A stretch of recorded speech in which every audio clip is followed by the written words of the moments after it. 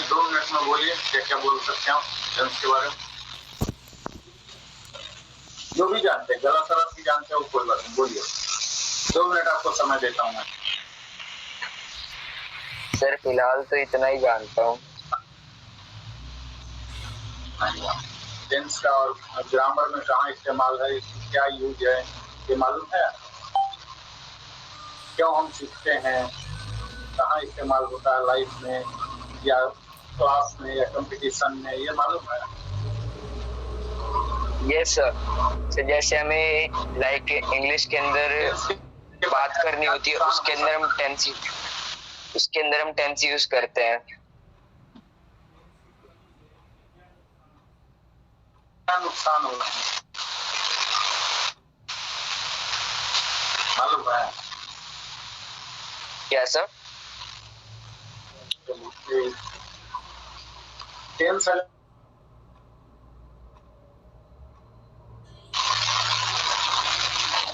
आपकी आवाज ब्रेक होके आई भैया, नहीं समझ आया मुझे।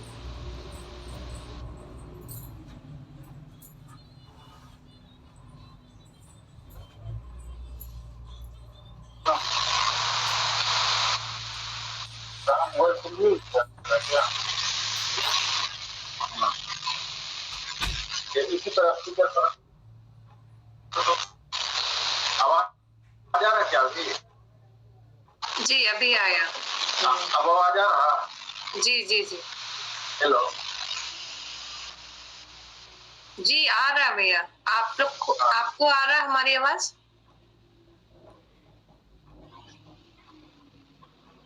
Yes ma'am. आवाज आ रहा है? और भैया को आ रहा है कि नहीं, उनका नेटवर्क प्रॉब्लम है। हाँ अभी ठीक है। अब आ गया? दूसरी से नेटवर्क कट जा रहा। अभी आवाज आ रहा?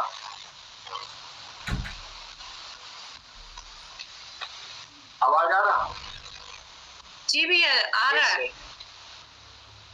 हाँ, तो हमने टेंस में फिर से जो 2 बच्चे नए हैं, 2 बच्चों को टारगेट करके मैं बता देता हूँ। बाकी सबके लिए तो मैं कई बार बोला हूँ। टेंस पढ़ाने से पहले मैं हमेशा बताता हूँ कि अंग्रेजी हमारे लिए क्यों जरूरी है।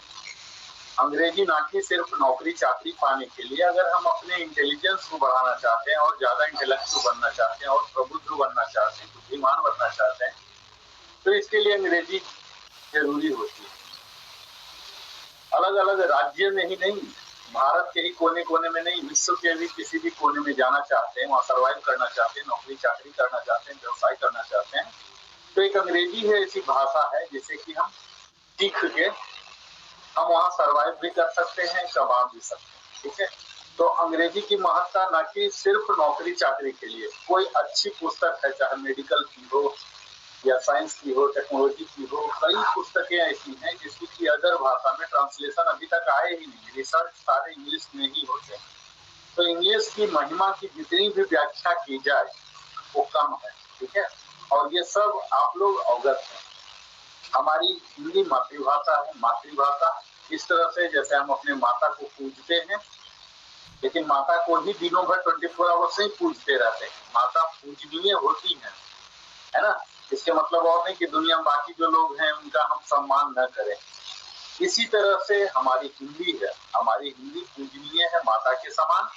अपनी मातृभाषा जो भी है, जिस किसी का श्रद्धा के भाव से सीखना चाहिए, इसका भी प्रचार प्रसार करना चाहिए, और उसके साथ न कि अंग्रेजी और भी कोई फॉरेन लैंग्वेज या भारत के ही और भी कोई रीजनल लैंग्वेज अगर हमें सीखने का मौका मिला तो अवश्य ही सीखना चाहिए। और आप लोग चूंकि विद्यार्थी हैं, इसीलिए अंग्रेजी तो आप लोग के लिए बहुत ज्यादा जरूरी है। अभी आप लोग विद्यार्थी हैं, तो विद्यार्थी के लिए तो एजुकेशन सिस्टम को कंटिन्यू करना, और जो आज अर्थ माना जाता है आप लोग के लिए कि एजुकेशन सिस्टम है, यानी कि आपको किसी सर्विसेज में जॉब में ज्वाइन करना है, तो बिना इंग्लिश के यह संभव नहीं हो पाएगा। या तो मीडियम सेलेक्ट करना पड़ेगा या एक न एक लैंग्वेज के रूप में लेना पड़ेगा। अब जब हम अंग्रेजी की महत्व को समझ गए, उसके महिमा को समझ गए, तो यह भी जानना जरूरी है कि अंग्रेजी का मतलब वैसे भी टूटा फूटा बोलना नहीं। अंग्रेजी का मतलब है शुद्ध शुद्ध बोलना, शुद्ध शुद्ध लिखना। और जो आदमी बोल सकता है, लिख सकता है, वही समझ भी सकता है। हमारे एग्जाम जितने भी सिस्टम है वो शुद्धता को ही परख करता है, कितने शुद्ध ये लिख सकता है, कितने गलतियों को पकड़ सकता है। क्योंकि अंग्रेजी में एक छोटा सा भी आपने स्पेलिंग में मिस्टेक कर दिया तो हो सकता है उसका अर्थ अलग हो जाए, या कई बार अर्थ दूसरे अर्थ वाले वर्ड बन जाएंगे या अनर्थ हो जाएंगे। जो कहना चाह रहे तो आप कह नहीं पाएंगे। तो शुद्धि बहुत जरूरी है। एक एक वर्ड का किस पोजीशन पर आप दे रहे हैं। अगर वही हेल्पिंग वर्ब से आप शुरुआत कर दे रहे हैं तो क्वेश्चन बन जा रहा है, उसको बीच में रख रहे हैं तो असर्टिव बन जा रहा है। तो इस तरह से उसके पोजीशन पर हर चीज का वैल्यू है, ना कि स्पेलिंग मिस्टेक को किस पोजीशन में। तो इन्हीं सभी चीजों को टारगेट करके हम ग्रामर सीखते हैं। ग्रामर मीन्स व्याकरण, इंग्लिश ग्रामर हमें शुद्ध शुद्ध बोलना, लिखना, पढ़ना सिखाता है। और उसी ग्रामर का सबसे प्रथम इंग्लिश ग्रामर की जब हम बात करते हैं तो उसकी शुरुआत होती है पार्ट्स ऑफ स्पीच का, जो हमारी मैडम सोमा चटर्जी जी सिखा रही है, पार्ट्स ऑफ स्पीच और बेसिक ग्रामर। इसके बाद जैसे हमारा थोड़ा सा लेवल हो जाता है, जैसे अभी हमारे जो भाई पार्टिसिपेंट यहाँ हैं, मैं समझ पा रहा हूँ कि पार्ट्स ऑफ स्पीच का जो है noun, pronoun, verb, adjective, verb, adverb, preposition, ये सब आप लोग को शुरू हो चुका होगा। जो हमारे सबसे छोटे पार्टिसिपेंट हैं 6 में है, तो मैं मान रहा हूँ कि ये सब शुरू होगा।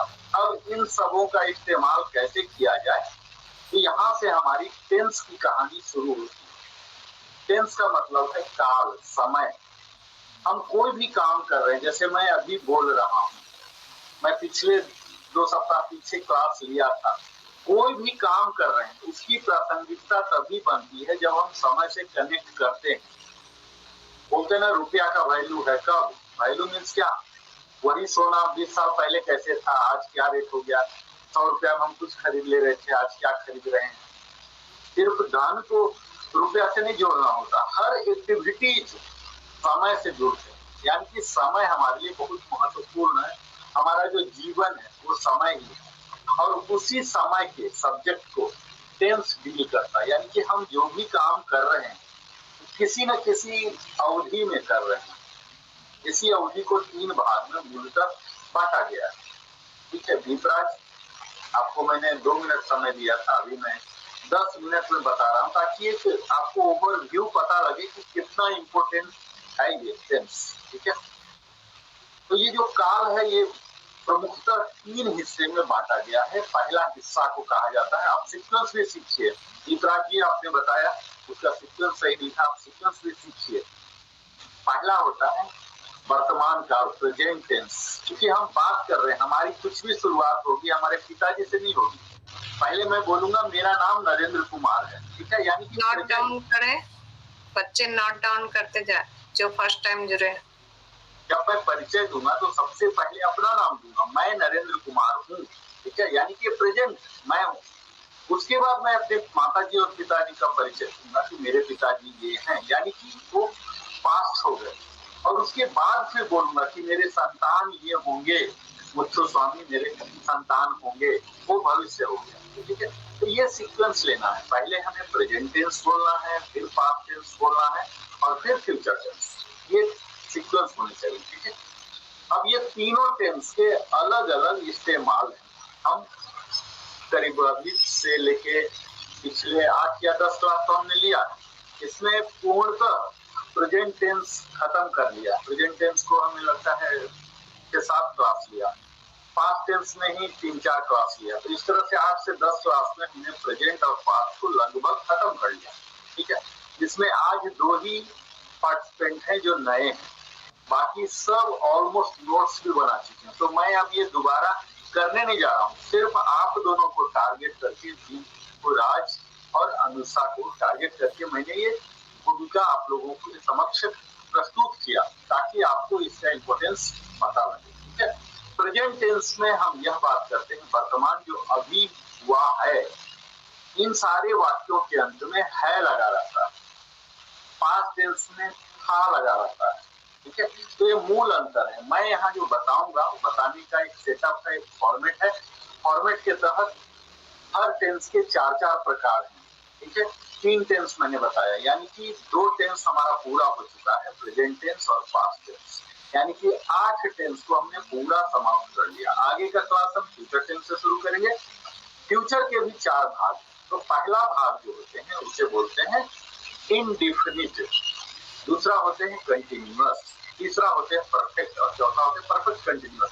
तो हम एक एक करके देखेंगे, आप लोग को कोई टेंशन लेने की जरूरत नहीं, कहीं कोई डाउट हो कुछ हो आप हमें बोल सकते हैं, आपको हम पर्याप्त मात्रा में समय देंगे, ठीक है। हमारे बताने का तरीका है, सबसे पहले आप नोट भी करते जाइएगा। सबसे पहले मैं बताऊंगा, जैसे आज का मैं सैंपल बता रहा हूँ, तो फ्यूचर इंडेफिनिट, फ्यूचर इंडेफिनिट में सबसे पहला तो फ्यूचर को समझ लें कि वह काम, उस क्रिया के बारे में, टेंस कभी भी जब भी होगा किसी न किसी क्रिया के बारे में होगा, काम के बारे में होगा, वर्क के बारे में, जॉब के बारे में होगा, उसी को एक्सप्लेन करेगा, किसने किया, कब किया, कैसे किया, यही सब बातें होगी। तो यह जो काम हुआ ये भविष्य में होने वाली है, हुआ नहीं है, होने वाली है, इसी को फ्यूचर कहते हैं।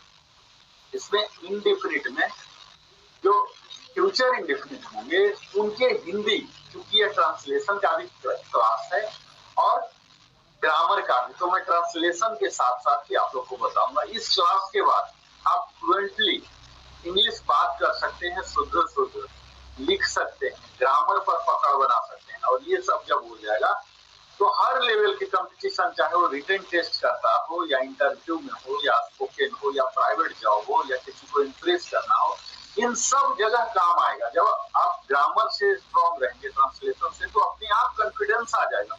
आपको ऐसे लिखना है, कुछ भी लिखना है, कहीं भी लिखना है, बोलना, आप सब कुछ कर सकते हैं, बशर्ते आप ग्रामर के रूल, स्पेशली टेंस पर अगर आपने पकड़ बना लिया तो लगभग 70 to 80% आपके ग्रामर का हिस्सा कवर हो जाता है सिर्फ टेंस के जानने के बाद। बाकी सब इसे सपोर्ट करेगा। और हमारा जो क्लास है टेंस तक मैं बेसिक में रखूंगा, अभी मैं बेसिक से ही उभर नहीं पाया, फंडामेंटल टेंस में रखा हूँ, उसके बाद मैं इंटरमीडिएट क्लास लूंगा, थोड़ा सा हार्ड हायर लेवल पर मैं ले जाऊंगा। तो अब मैं फ्यूचर इंडेफिनिट शुरू कर रहा हूँ। फ्यूचर इंडेफिनिट क्लास, इसका सबसे पहले हिंदी के वाक्य अगर होंगे, ठीक है, हिंदी को मैं बेस मान रहा हूँ और उसको अंग्रेजी में पहुंचाऊंगा, यानी कि इंग्लिश ट्रांसलेशन भी आपको सिखाऊंगा, ग्रामर भी सिखाऊंगा और इसके किस तरह से इस्तेमाल होंगे ये सब भी सिखाऊंगा।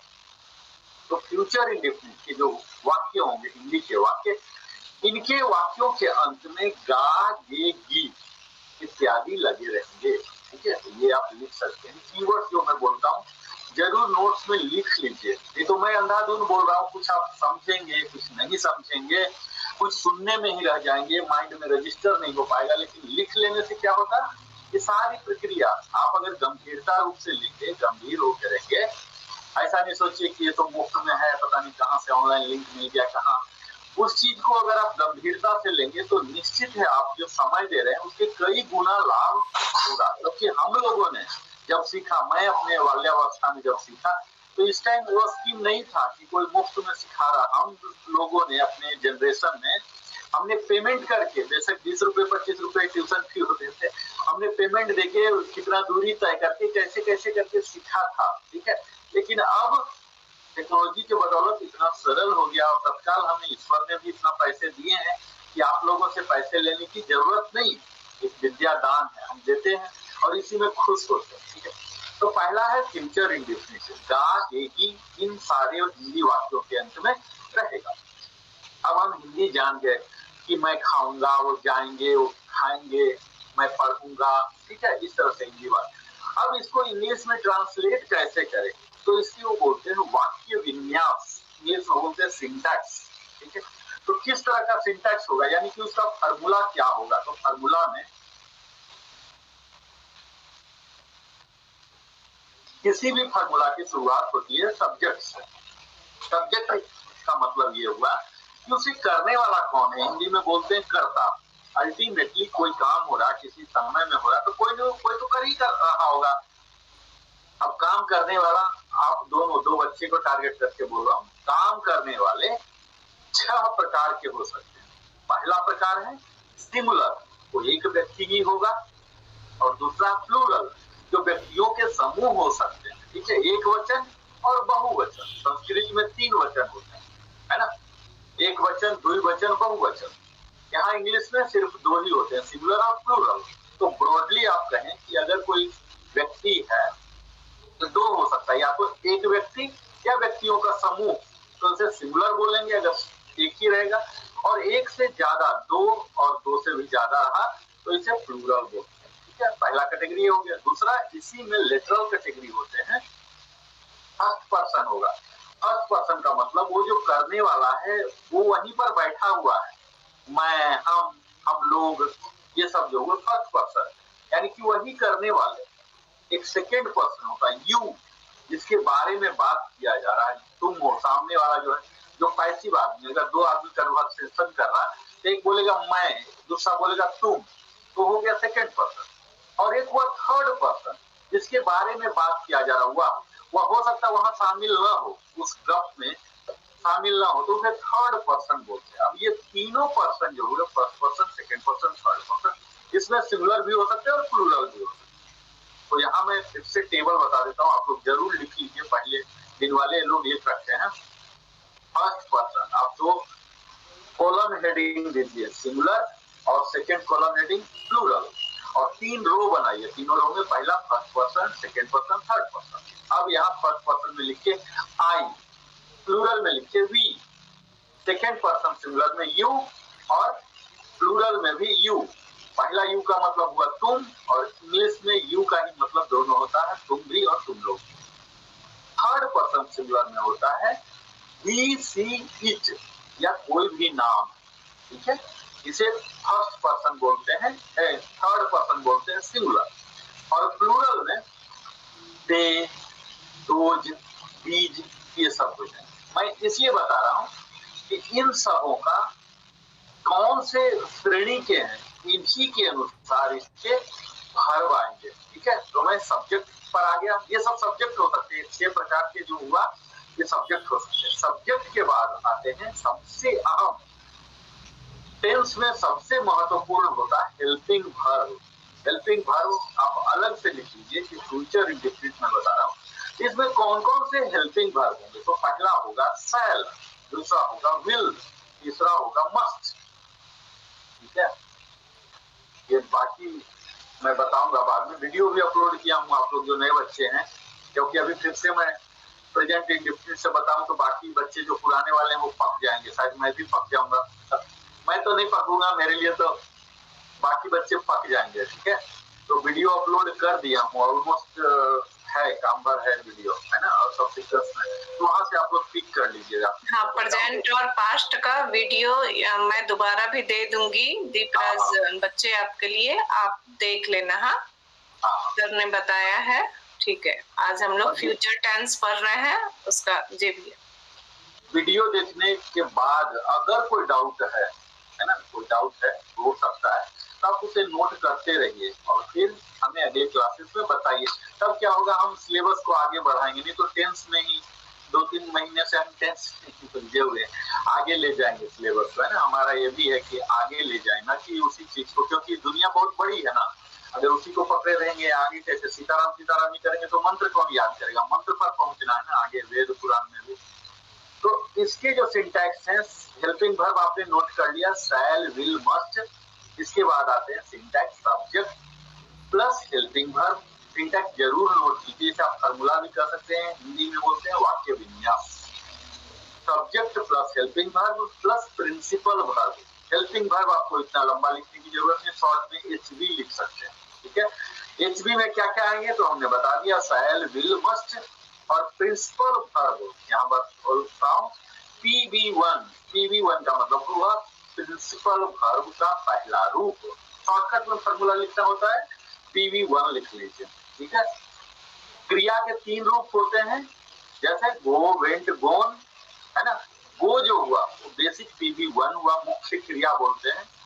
वेंट गया, गोन, गो, वेंट, गोन, ईट, एट, ईटेन, इस तरह से। तो यहाँ जो भी आएंगे फ्यूचर इंडेफिनिट में फर्स्ट फॉर्म में आएंगे। इसे फार्मूला में आप लिखेंगे PV1, और इसके फार्मूले को टाइप कर दिया जाए तो अनिकेत आप कर सकते हो टाइप, फार्मूले को टाइप कर दो।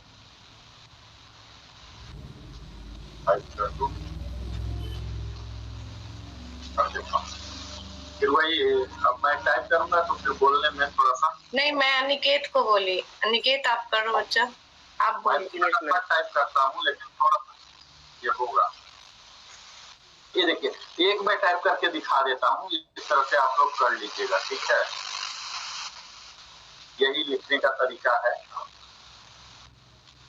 एक बता देता हूँ। जो हमारे पहले के शिक्षक होते थे वो तो लिखते ही थे ब्लैक बोर्ड पर।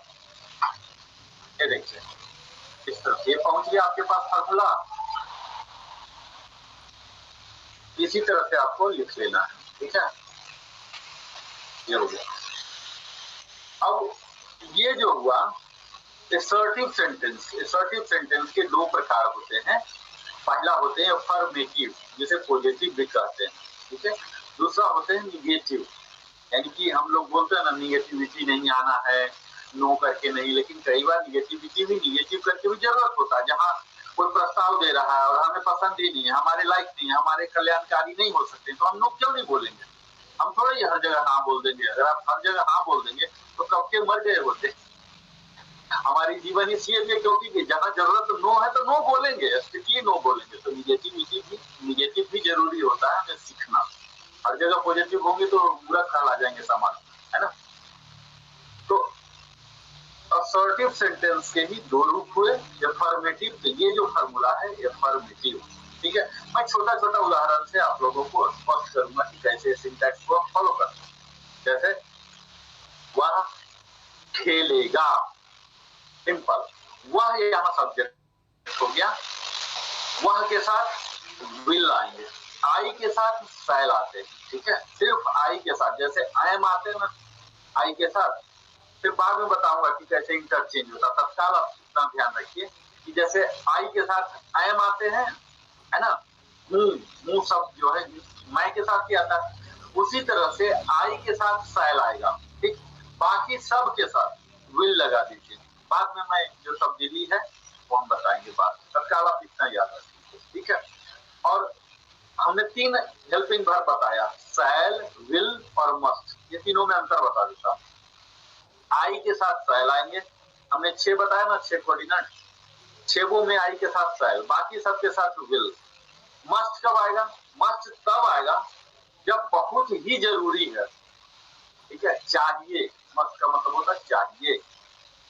आई शैल गो, मैं जाऊंगा। इसी का अगर हम विल लगा देते हैं, आई विल गो, तो इसका मतलब होता है मैं अवश्य जाऊंगा। और इसी में बोलता हूं आई मस्ट गो, तो इसका मतलब हो जाता है मुझे अवश्य जाना चाहिए। तीनों का अंतर देख रहे हैं? ये होता है शैल, विल और मस्ट, यानी कि एक डिग्री है।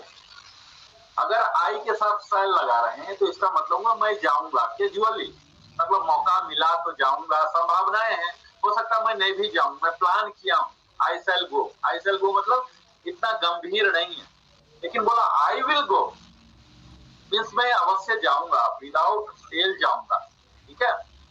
और आई मस्ट को बोल दिया, इसका मतलब है वो ड्यूटी है, मेरा धर्म का हिस्सा है, मैं डेली जाता हूँ, वहां शैल विल से काम नहीं चलेगा, वहां मस्ट जाना ही है, नहीं तो हमें चार्जशीट मिलेंगे, एब्सेंटी होंगे, पेनाल्टी होंगे, पता नहीं डिसमिस होंगे, क्या होंगे, है ना। तो मस्ट हो गया, मतलब जाना ही है तो जाना चाहिए, ठीक है। अब आई के साथ अगर हमने विल लगा दिया है, हमने क्या बोला कि आई के साथ हमेशा शैल लगेगा, कब? जब लोअर डिग्री की बात, लेकिन हायर डिग्री है, ज्यादा गंभीर है, तो विल लगा देंगे। इसी तरह से बाकी सब जो सब्जेक्ट हैं, जैसे यू है, यू के साथ कायदे से विल आना चाहिए, ठीक है। शैल एक ही के लिए रिजर्व है, बाकी सबके लिए विल। लेकिन अगर यू शैल बोल दिए, यू शैल गो, तब फिर वहां होना हो जाएगा तुम अवश्य जाओगे, वहां सीरियसनेस बढ़ गया, ठीक है। तो ये शुरू में ही सीख लीजिए कि कब हम नॉर्मल यूज करते हैं और कब क्रॉस कर देते हैं। शैल वाले की जगह पर विल, विल की जगह शैल अगर हम उल्टा यूज कर रहे हैं तो उसकी ग्रेविटी बढ़ जाए। और मस्ट कर दिए, हमारे जीवन में कई ऐसे कार्य होते हैं जो मस्ट में आते हैं, कई आते हैं शैल में, कई होते हैं विल। इसको मैं थोड़ा सा एक्सप्लेन कर दूं ताकि आगे आप समझें। अगर हम शैल कर रहे हैं इसका मतलब आपके पास विकल्प है, ठीक है। आई शैल गो मतलब मेरे पास विकल्प है, अगर समय मिला तो मैं जाऊंगा। आई विल बोला, हाँ जाने के लिए मैं संकल्पित जाऊंगा, लेकिन अगर मस्ट बोल दिया, आई मस्ट मीन्स विकल्पहीन हूं, मुझे जाना ही जाना, जैसे ड्यूटी डेली जाना ही है, कुछ जीवन में ऐसे कार्य होते हैं उन्हें करना ही है, आपके पास कोई विकल्प नहीं होता, तब हम मस्ट शब्द का इस्तेमाल करते हैं, ठीक है।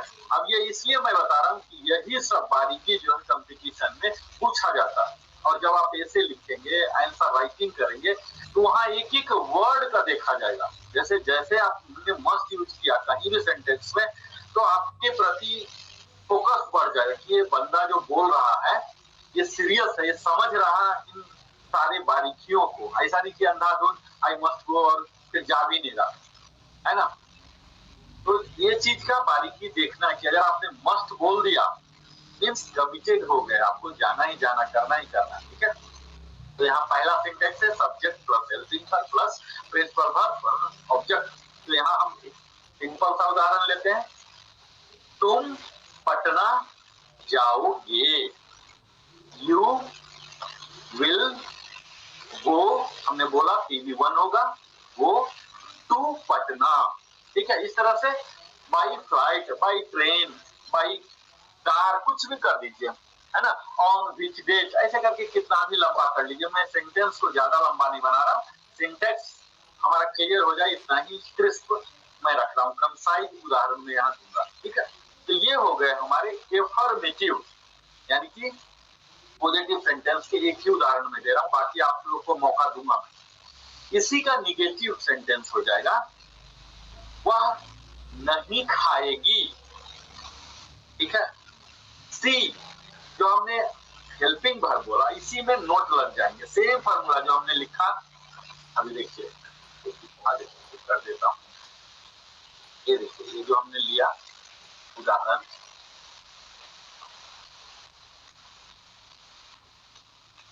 इसी को स्लाइटली मॉडिफाई कर दीजिए। HB जो है HB में नोट जोड़ दीजिए, will not, shall not, will not, इस तरह से हो जाए।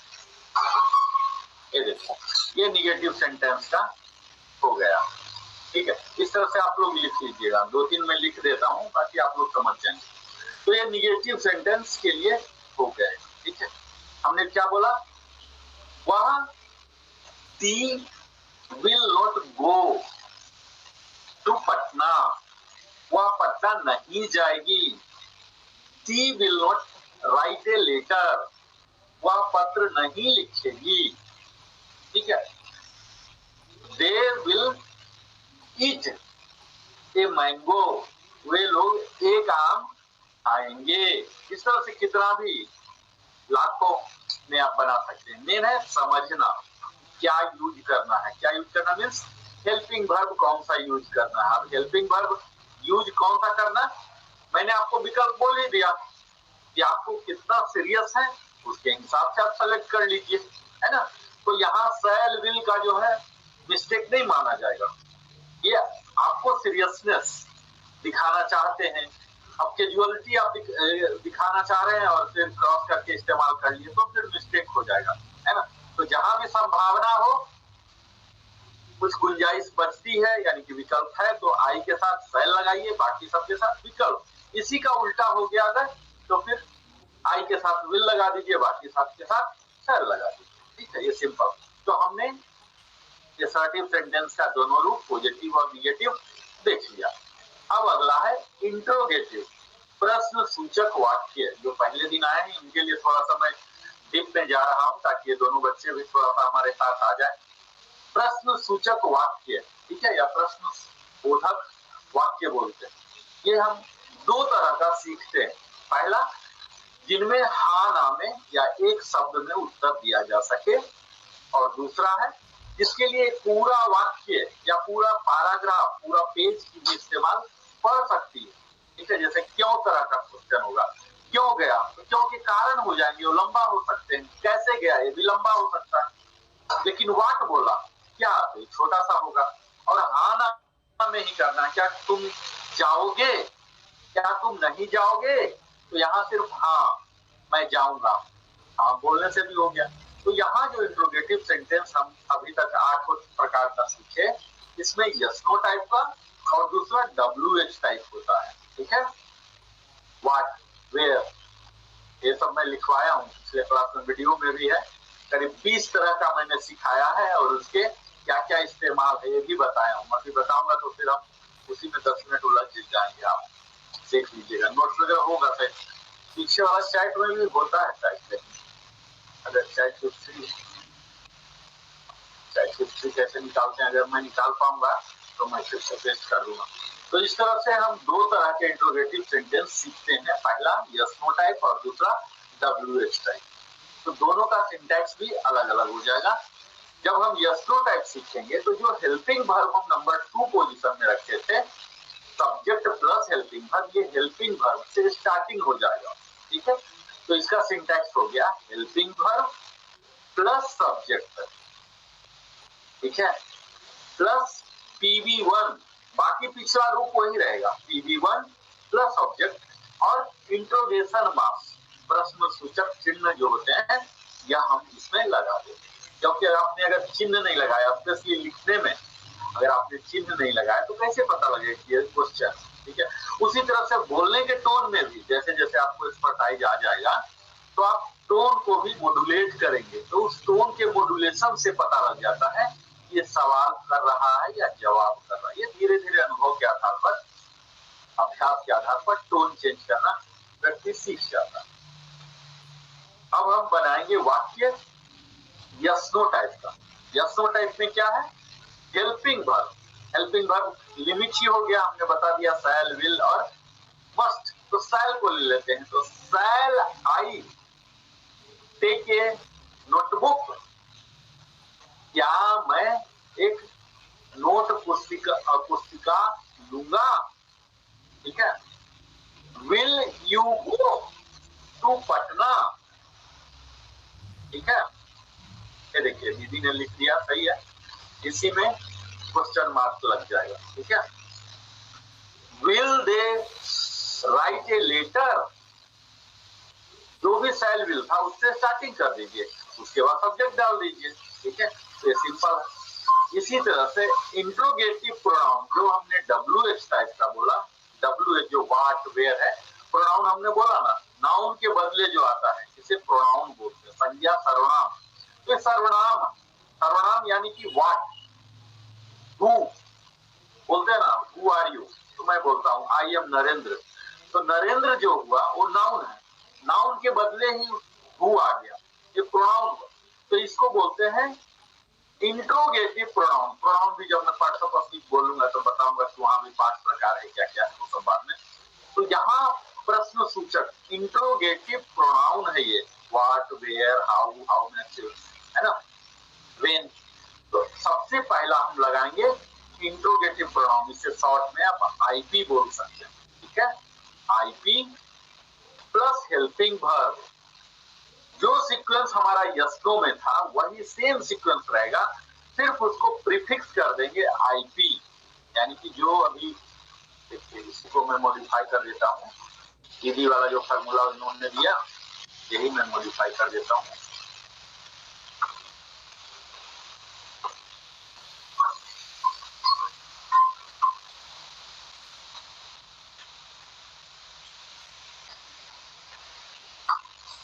ये देखिए सेम रहेगा, इसमें सिर्फ प्रीफिक्स व्हाट, वेयर, हु, है ना, हु, इसके पहले हम इंट्रोगेटिव प्रोनाउन इंट्रोड्यूस कर दिया और यस नो वाला ही सेम सेटअप यहाँ रहेगा, यानी कि हेल्पिंग वर्ब वही इस्तेमाल होंगे, सब्जेक्ट आएंगे और प्रिंसिपल वर्ब अपने ओरिजिनल रूप में ही PV1 में रहेंगे, उसके बाद ऑब्जेक्ट। इसका भी उदाहरण ले लेते हैं, who will right on the white board, who will, who हो गया इंट्रोगेटिव प्रोनाउन, विल हो गए हेल्पिंग वर्ब, हु विल, यहाँ देखिए सब्जेक्ट की जरूरत नहीं हो रही है। ठीक है, तो हम सब्जेक्ट को बाईपास कर सकते हैं, who will write, subject bypass हो गए, who will write the on the blackboard, ठीक है। वेयर विल यू गो, अब यहां देखिए, where will you go, where हो गया इंट्रोगेटिव प्रोनाउन, विल हो गया हेल्पिंग वर्ब, यू हो गया सब्जेक्ट और गो हो गया प्रिंसिपल वर्ब, ठीक है। Where will you go by bus, where will you go by bus now, ऐसे करके कितना भी लंबा ऑब्जेक्ट को कुछ भी बना के जोड़ते चले जाइए। ये छठा के बच्चे हैं, इतना तो उम्मीद किया ही जाता है कि ऑब्जेक्ट का फ्रेमिंग आप कर सकते हैं, ठीक है। ये हो गए हमारे इंट्रोगेटिव प्रोनाउन से बनने वाले सब्जेक्ट, ठीक है। अब हम इसी में क्वेश्चन टैग अभी छोड़ देता हूं इसमें, क्योंकि क्वेश्चन टैग हमने पहले ही कर लिया है, बहुत सारा कवर कर लिया, ठीक है। मस्ट का यूज, जैसे कि वह अवश्य तुम्हारा मदद करेगा, He must help you, एकदम ग्रांटेड है, ठीक है। वह अवश्य, इसी का निगेटिव भी मस्ट के साथ कर सकते हैं, वह अवश्य तुम्हारा मदद नहीं करेगा, He must not help you, वो अवश्य नहीं करेगा। इसी में क्वेश्चन टैग कर सकते हैं, क्वेश्चन टैग में बताते रहा हूं शुरू से, इन दोनों को पता नहीं लगेगा। क्वेश्चन टैग में दो हिस्सा लेते हैं, पहला हिस्सा पॉजिटिव रहता है और लास्ट में न के लिए निगेटिव आ जाते हैं, जैसे कि तुम स्कूल जाओगे ना, you will go to school, ठीक है। विल नॉट यू, ये विल नॉट यू जुड़ गया, बाकी तो पहला रूप ऐसे ही रहा जो हम एफर्मेटिव में बनाते थे, ठीक है। सेकंड जुड़, इसी का निगेटिव, क्वेश्चन टैग का ही निगेटिव होते हैं। तुम स्कूल नहीं जाओगे ना, you will not go to school, will you, ठीक है। ऐसे बोलना है, उस टोन में भी लाना है, क्वेश्चन का टोन लाना है, क्योंकि ये स्पोकन इंग्लिश में भी आपको मदद करेगा क्लास, तो हम टोन पर भी जोड़ देंगे, उसे भी साथ में सीखते हुए चलेंगे, ठीक है। मस्ट का भी हो सकता है, he must not help you, must he, इसका मतलब यह हुआ कि वह अवश्य नहीं तुम्हारा मदद करेगा ना, ठीक है।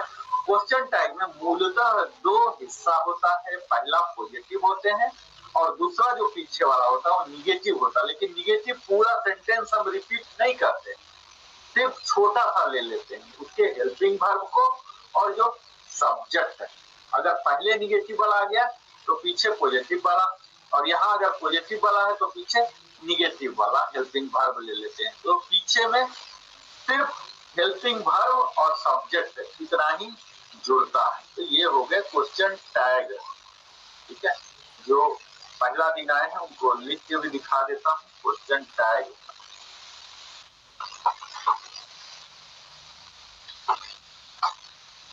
ये हो गया क्वेश्चन टैग, ठीक है। तो यहाँ हमने फ्यूचर इंडेफिनिट को आज समाप्त कर लिया, ठीक है। अब अभी जो मैंने बताया फ्यूचर इंडेफिनिट के तहत सेम सीक्वेंस सब कुछ कनेक्ट वहां भी बाकी आठों में भी हम कर सकते हैं।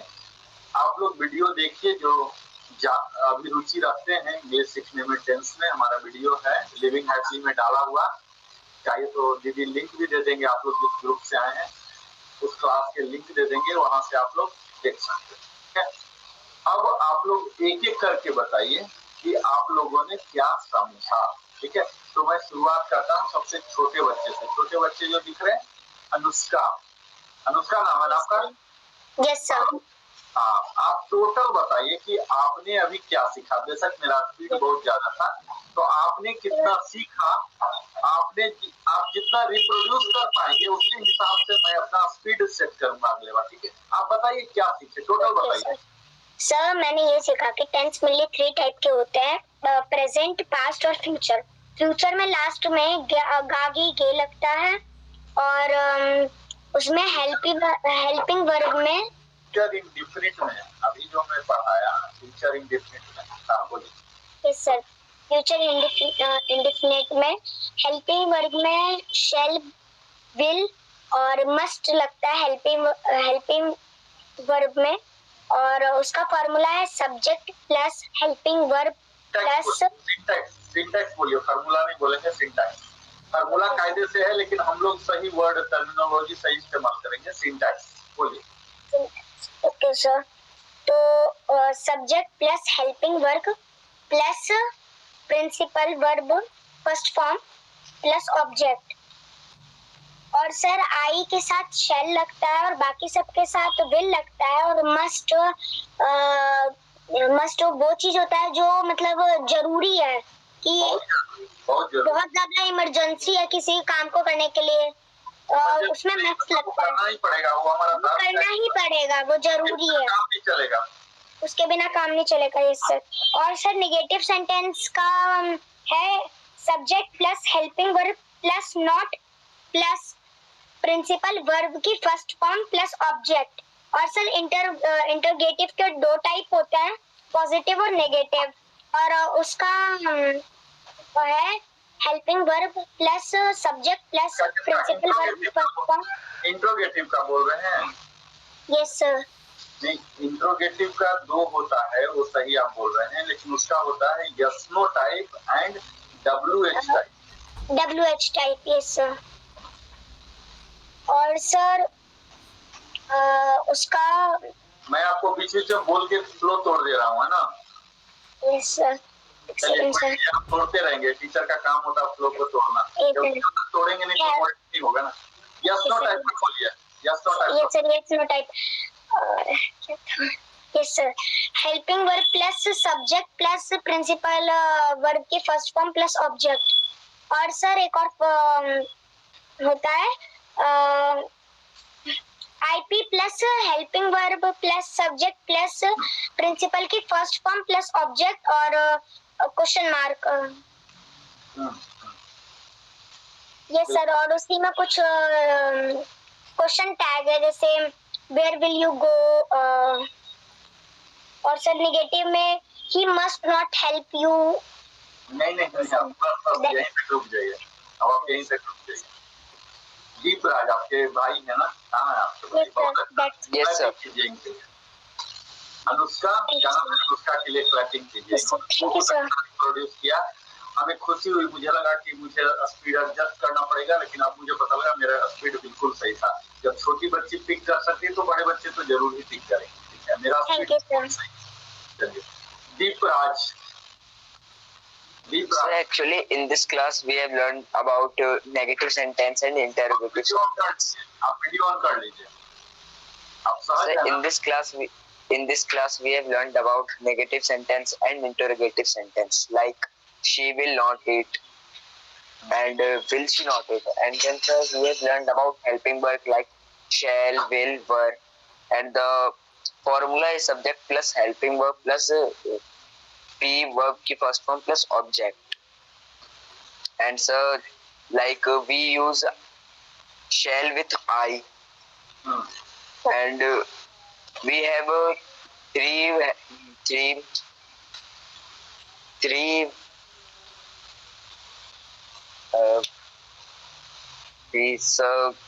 we have shall, will, must in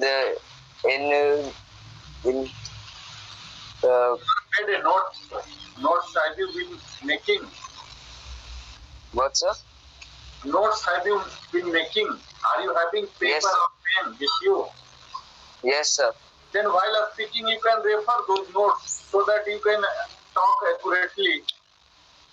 Sir, we have like shall, will and must in Hindi. Like I shall go to the school. Like मतलब मैं कहना चाह रहा हूँ कि मैं स्कूल जाऊंगा, मतलब वैसे कोई हमने कमिटमेंट नहीं किया, मतलब मैं बोल रहा हूँ कि मैं स्कूल जाऊंगा। And then sir I will come to school, मतलब मैं स्कूल जाऊंगा ही, ये भी हमने कमिटमेंट एक्चुअली में नहीं किया। पर सर जहाँ पे हम मस्ट लगाते हैं, I must go to school today, like आज मैं स्कूल जाऊंगा ही, मैंने कमिटमेंट कर दिया है तो मुझे जाना ही पड़ेगा। Yes sir, that's it. ठीक है, अभी नेक्स्ट और कुछ होता है? हीरा कुमारी, आपका उम्र क्या है हीरा कुमारी? हीरा कुमारी, आवाज नहीं जा रहा। ठीक है, सविता सिंह कुछ बोलना चाहेंगी? एहसन तिवारी के आईडी से बच्चे हैं एक। नहीं ऐसे कोई तिवारी बच्ची तो सर है। सर नहीं है, मुझे लगा कि उसके साथ कोई बच्ची बैठी है इसलिए मैं बोल रही। अच्छा तो सर है ना केमिस्ट्री वाले, रिटायर्ड प्रोफेसर। हाँ वो तो है ही है, भैया को प्रणाम। कोई बच्चे बैठे थे या सर ही थे? मैंने बच्चे को देखा था, बच्ची को देखा था। पोता पोती। हीरा कुमारी आवाज जा रही है? नहीं जा रही। सविता सिंह आप कुछ बताना चाहेंगी? आपने क्या सीखा आज के क्लास में? आवाज नहीं जा रही है, लगता है सिर्फ लॉग इन करके कहीं और है, आवाज जा ही नहीं रहा। क्योंकि ये क्लास कोई वीडियो तो जा रही है। आकाश सर अनिकेत से पूछ लीजिए। वीडियो तो चला ही जाता है, वीडियो तो वन वे है। ये आपको खास अवसर मिला है जहाँ पे इंटरेक्ट कर सकते हैं, हमें रोक सकते हैं, टोक सकते हैं, पूछ सकते हैं, बता सकते हैं। ये तो अद्भुत है। लाइव क्लास चल रहा है, अभी बच्चे ने पूछा, देखिए उसे मुझे खुशी हुई, मुझे कॉन्फिडेंस आया कि मैं सही बता रहा हूँ। जो भी लेवल था आधा घंटा पहले, है ना, और आधा घंटा में मैं जो सुन पा रहा हूँ, तो ये मुझे खुशी हो रही, बच्चे को तो खुशी होगा ही। इस हाफ एन आवर में हमने इतना सीख लिया। तो जब आप बोलेंगी सविता सिंह दीदी सब कुछ सीख पाएंगी। एक्चुअल सिर्फ भागीदार बनने से नहीं, उसमें सक्रिय भागीदारी होनी चाहिए, तब हम एक्चुअल सीख पाएंगे। बाकी आप देख लीजिए। अनिकेत शर्मा। Yes sir. जितना ये अनुषा ने और दीपराज ने जो बताया, सबको एक तरफ से एग्जाम्पल से आप एक्सप्लेन कीजिए सारे सिंटैक्स को, वीडियो ऑन करके। अच्छा, एक एक करके सारे सिंटैक्स को कवर कीजिए। फ्यूचर इंडेफिनिट हिंदी सेंटेंस के लास्ट में गा गे घी लगे रहेंगे। वो बताना नहीं हमको, सीधा उदाहरण पर आइए आप, सीधा उदाहरण। अच्छा, हम 8-10 कैटेगरी का बताए ना। Yes sir. अफर्मेटिव। हाँ, affirmative syntax subject plus helping verb plus one plus object. आपको सिंटैक्स नहीं बोलना, वो बोल दी है, अनुसार बोल दी है। आप सीधा I shall go to market. You will go to Patna by car on tomorrow. Hindi भी बोलना है। अच्छा Hindi. I shall go to market. मैं बाजार जाऊंगा। बिल्कुल सही। You will go to Patna by car on tomorrow. तुम पटना जाओगे कल कार से। Negative I shall not go to play outside. मैं बाहर खेलने नहीं जाऊंगा।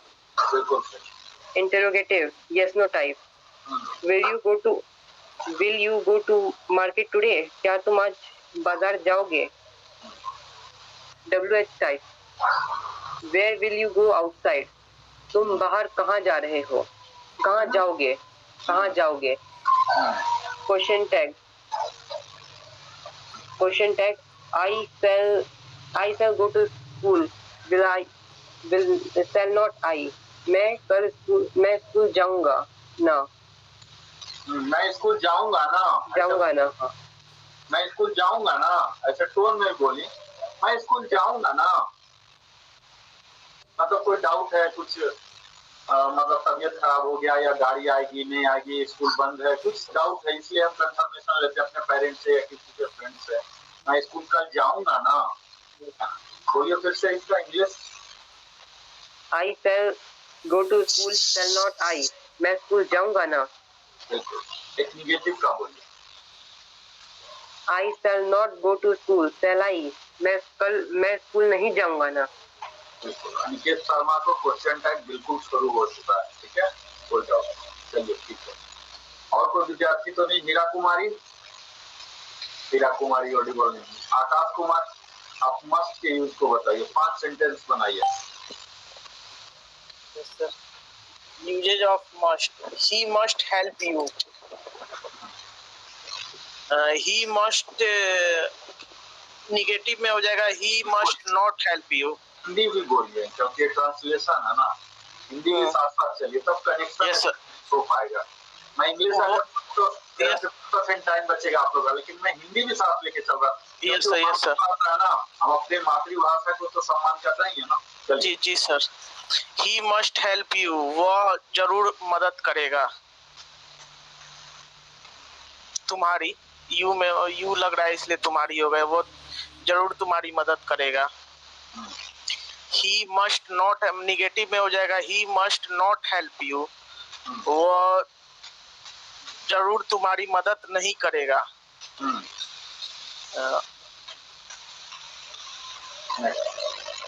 ये कोई और पर्सन लीजिए। He must not help you, must he, वह तुम्हारी मदद नहीं करेगा ना। अवश्य मदद नहीं करेगा ना। Yes sir. मस्ट के लिए यू मस्ट गो, तुम्हें अवश्य जाना होगा, पड़ेगा। पड़ेगा नहीं। जी सर। जाना होगा, पड़ेगा नहीं। पड़ेगा वाला हाथ में खुलवा हो, पड़ेगा वाला बोलते हैं कंपल्सन टाइप, मजबूरी। हम जब इंटरमीडिएट इसमें से पार होंगे ना तब बोलूंगा कि पड़ेगा वाला क्या होता है। वो होता है जाएगा। यस सर, जाना होगा। जाना होगा। Ram must go to Patna, Ram अवश्य पटना जाएगा। चलिए बोलिए, क्या बोलना चाहते हैं उसका?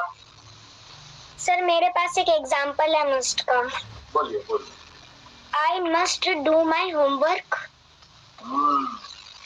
बिल्कुल बिल्कुल, क्योंकि अगर होमवर्क करके नहीं गए तो क्या होगा क्लास में कल? सर मैम मारेंगी पकड़ पकड़ के, है ना? इसमें तो मिलेगा, सबके सामने फजीहत होगा ना, है ना? सर इसलिए सारा होमवर्क डन करके जाती हूँ। हाँ, जो आपका रेपुटेशन है, रेपुटेशन आपका जो छवि है, छवि धूमिल हो जाएगा, है ना? तो जीवन में हमें यह चीज पहचानना है कि कौन से मस्त कैटेगरी में है, और जो मस्त होते हैं उन्हें हमें अवश्य करना चाहिए, है ना? गंभीरता से, कैजुअली नहीं लेना चाहिए, है ना? तो जीवन में जितना आप मस्त का यूज करेंगे आप उतना अनुशासन प्रिय कहलाएंगे, ठीक है? जो व्यक्ति सिर्फ स्टाइल यूज करता है वो कैजुअल एटीट्यूड वाला कहलाता है। तो मस्ट का इस्तेमाल कीजिए, तो उससे क्या होगा? संकल्पित व्यक्तित्व आपका निर्माण होगा। आप जो कहते हैं वो करते हैं, चाहे खुद के लिए हो या समाज के लिए हो, ठीक है? जीवन में आगे बढ़ने के लिए हमारे लिए सबसे ज्यादा जरूरी होती है सेल्फ डिसिप्लिन, खुद के लिए अनुशासन, और वो शुरुआत होता है मस्ट के यूज से। आई must go, I must write, I must wake up, I must play. ऐसा नहीं है कि मौका मिलेगा तो हम खेलेंगे, मौका मिलेगा तो हम दिखा देंगे, ऐसा नहीं है सर। आई मस्ट डू भी हो सकता है। आई मस्ट डू, बिल्कुल, मुझे अवश्य करना चाहिए, है ना? तो इस तरह से आज का हमारा यह क्लास समाप्त होता है। मुझे नहीं लगता कि और अब समय है कि अगला कोई क्लास। बिल्कुल, बहुत अच्छा। एक छोटा सा मेरा प्रश्न है, जैसे यू विल गो स्कूल सीधा हो जाएगा या गो टू स्कूल होगा? टू लगेगा। क्या होते हैं जब गो लगेंगे ना, ये मैं प्रीपोजिशन में आऊंगा कि कहाँ कहाँ लगते हैं। जैसे अगर कोई गो है, यू विल गो, तुम जाओगे, तब तो यहीं तक हो गया। लेकिन अगर कोई जगह आ रहा है उसके बाद तो टू आना ही आना है, ये प्रीपोजिशन बोलते हैं। मैं आगे क्लास जब एडवांस में जाऊंगा, एडवांस वाला इसलिए है, तब उसमें गो टू, गो फ्रॉम, जैसे यहां से जाओ तब गो फ्रॉम हो जाएगा। गो टू मतलब किसी स्थान, तो वर्ब एक ही रहेगा, उसके पीछे कौन कौन से प्रीपोजिशन लग रहे हैं उसके अनुसार वो अर्थ बदल जाएगा, है ना? तो ये ऑब्जेक्ट आगे की क्लास में हम बताएंगे। एक ही ईच के साथ, ईट आउट, ईटिंग, ऐसे करके उसका मीनिंग बदल जाता है। सेम वर्ब का मीनिंग बदल जाता है प्रीपोजिशन चेंज होने से, ठीक है?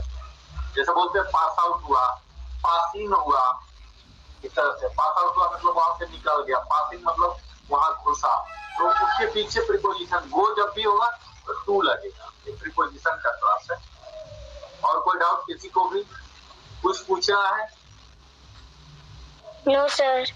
और कोई अगला जब क्लास होगा तो इसी फॉर्मेट में हमारा होता है, ठीक है? आप लोगों को कोई फॉर्मेट में तब्दीली चाहिए, किसी और रूप में मैं बताऊं और बेहतर से, या और कुछ घटा के बढ़ा के मॉडिफाई डिमॉडिफाई करके, क्या बेहतर है? या हमने सिलेबस इस तरह से डिजाइन किया है कि इसमें सब कुछ कवर हो जाएगा, ठीक है? बेशक स्लो लगता है कि एक दिन में एक्सीडेंस 30 मिनट में पूरे टेंस को मैं समाप्त कर सकता हूँ, लेकिन मुझे लगता है कोई स्कोर थोड़ी गेन करना है, आप लोगों को समझाना है, बताना है। तो दीपक राज, आप जो टेंस के बारे में बता रहे थे, आप सिर्फ 1 मिनट में बताइए। जो मेरा पहला क्वेश्चन था, टेंस के बारे में क्या जानते हैं, अब बताइए उस सवाल का जवाब 1 मिनट। सर हम टेंस के बारे में ये जानते हैं कि सर हमारे पास बेसिकली 3 टाइप के टेंस होते हैं, present, future and past tense. Present, past, future, यहाँ future, sorry sir, present, past and future tense. And sir आपका जो फर्स्ट क्वेश्चन था कि आप टेंस पढ़ते क्यों हैं, सर हम टेंस इसलिए पढ़ते हैं, लाइक हमें डे टू डे लाइफ में जैसे किसी से भी बात करनी होती है तो हम टेंस यूज करते हैं, जिससे हमारी इंग्लिश और मतलब इंग्लिश हमारी अच्छी हो जाए। जैसे हम इंग्लिश अभी बोल रहे हैं तो फिर वो थोड़ी वैसी मतलब टूटी फूटी इंग्लिश है, उससे हम और क्लियर इंग्लिश बोल सकते हैं टेंस लगा के। लाइक हमें आंसर राइटिंग लिखनी है, एग्जाम में भी नोटिस आ जाता है, वो ग्रामर का जितना पोर्शन है जिसके अंदर हमें राइटिंग पोर्शन है ग्रामर में, मेनली हम टेंस उसी के लिए पढ़ते हैं। और दीदी कुछ बोलना है? तिवारी सर आप हैं, एसएन तिवारी सर? प्रणाम सर। बहुत सुंदर, हाँ प्रणाम भैया। तिवारी सर आप अवेलेबल हैं? जी। आप 2 मिनट में कुछ हम सबों को कहना चाहेंगे? ये बहुत ही अच्छा क्लास हो रहा है सर। बच्चों के लिए यही कहेंगे कि थोड़ा पेशेंस की जरूरत है और थोड़ा हर तरह से ध्यान देने की जरूरत है। बहुत अच्छा, हमको भी बहुत अच्छा लगता है। चलिए सर, आपको जानते हैं मैं बैंकर हूँ, मैं शिक्षक नहीं हूँ अभी तक, मैं शिक्षक। आप ऑलराउंडर है सर, आप बहुत अच्छे शिक्षक हैं। मैं तो बैंकर हूँ, मैं 7 बजे शिक्षक एक स्पेसिफिक वर्ड है, लेकिन शिक्षक तो सब कोई होता है, बच्चे भी शिक्षक हैं, तो आपको मैं बहुत अच्छा शिक्षक मानता हूँ। मैं जो पढ़ाने का ढंग है, नॉलेज तो सबके पास है, लेकिन पढ़ाने का जो ढंग है वो बहुत अच्छा है। बहुत बहुत धन्यवाद सर, बच्चे सब लाभान्वित होंगे। बहुत बहुत धन्यवाद भैया को, बहुत कीमती समय, 7 बजे ऑफिस से आते हैं। थोड़ा इधर रेगुलर नहीं हो पाए थे, अभी हम रेगुलर रहेंगे। बिल्कुल सर, आप रहिए। आप एक बहुत अच्छा लगता है, आप एक मेंटर की भांति कार्य करेंगे सर। एक होलिस्टिकली आप देख पाएंगे कि कैसे बच्चे देख रहे हैं, पिकअप कर रहे हैं, है ना, और हमें भी एक पेरेंट मेंटरशिप मिलेगा, है ना सर। और भी अपने दोस्तों को बताओ बच्चों, ठीक है? अभी मतलब कोई ऐसे बच्चे हों जो पढ़ना चाहते हों, जिनके पास थोड़ा टाइम हो, चाहते हो, तो आप लोग हेल्प करो उनको भी, ठीक है? या आपके गांव में? हाँ बच्चे, मेरी एक दोस्त है, वो भी इंग्लिश इम्प्रूव करना चाहती है। बिल्कुल। मैम उसका नाम आयुषी कुमारी यादव है। कोई दिक्कत नहीं है, कोई दिक्कत नहीं है, कोई भी हो आप ये ग्रुप में आप उनको जोड़ने के लिए दे दो, मैं लिंक सेंड कर देती हूँ, उसको आप फॉरवर्ड कर देना, वो भी जुड़ जाएंगे, ठीक है? कोई दिक्कत नहीं है, सभी जुड़ सकते हैं, उसमें कोई ये नहीं है कि कौन किस टाइटल के हैं, ठीक है? ओके, धन्यवाद जी। शांति मंत्र कर लेते हैं। हाँ, शांति पाठ। ओम अश्तो मा सद्गमय तमसो मा ज्योतिर्गमय मृत्योर्मा अमृतंगमय। ओम शांति शांति शांति सर्वारिष्ठः सुशांतिर्भवतु। सभी को शुभ रात्रि। फिर मिलते हैं अगले क्लास। शुभ रात्रि। धन्यवाद धन्यवाद। Thank you sir, thank you ma'am. Ma'am हाथ में क्या हो गया आपके? मेरा जी बस बड़ा सा घड़ी दे दिया है डॉक्टर।